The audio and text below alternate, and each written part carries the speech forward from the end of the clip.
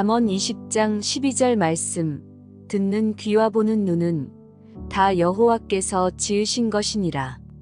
오늘 아침 묵상의 주제는 지혜와 하나님의 은혜입니다. 지혜는 실제 경험을 통해 얻어지지만 모든 경험이 지혜로 이어지지는 않습니다. 잠언 17장 24절과 23장 9절은 미련한 자가 보고 들어도 제대로 자각하지 못한다는 것을 강조합니다. 이러한 말씀은 하나님의 도움이 없이는 진정한 자각이 불가능하다는 것을 역설하고 있는 것이죠. 하나님은 우리의 눈과 귀를 열어주시며 그분의 은혜로만 우리의 현실을 올바르게 이해할 수 있습니다. 하나님은 구원을 은혜로 베푸십니다. 우리는 구원을 원하거나 받는 일조차도 하나님의 은혜로운 도움 없이는 할 수 없음을 배워야 합니다. 하나님이 주신 은혜가 없으면 우리의 사고와 마음은 자기가 보고 듣는 바를 왜곡하게 됩니다. 우리가 하나님을 올바로 이해하고 세상을 정확하게 해석하기 위해서는 하나님의 도우심이 절대적으로 필요합니다. 하나님은 우리의 시력과 청력을 보충해 주시는 존재일 뿐만 아니라 우리를 지으신 분이십니다. 로마서 3장 11절에서 바울은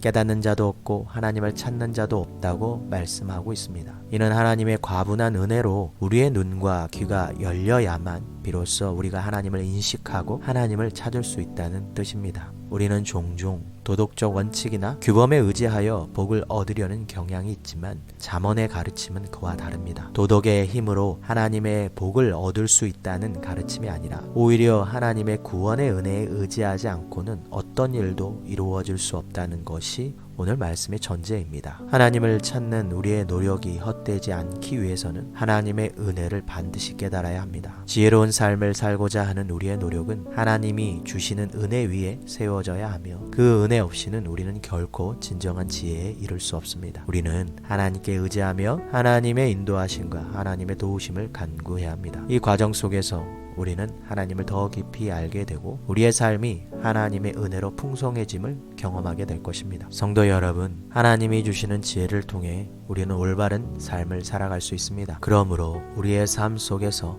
하나님의 은혜를 구하고 그 은혜로 인하여 진정한 지혜를 얻어가는 오늘 하루 되시기를 주님의 이름으로 소망하겠습니다. 나의 나됨이 아닌 하나님의 은혜로 인하여 나에게 소망을 가지고 있나요? 철저한 하나님의 은혜가 내 인생에 어떻게 도움이 되나요? 주님, 제 힘으로는 어떤 영적 선도 이룰 수 없습니다.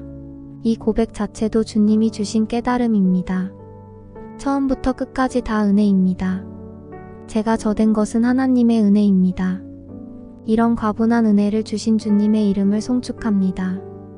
예수님의 이름으로 기도합니다. 아멘.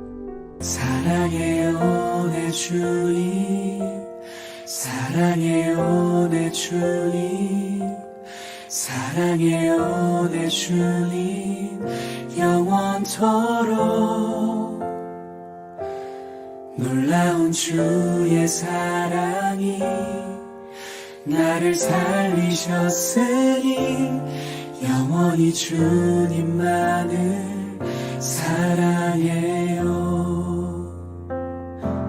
사랑한다 아들아, 사랑한다 내 딸아, 내가 너의 눈물을 안단다.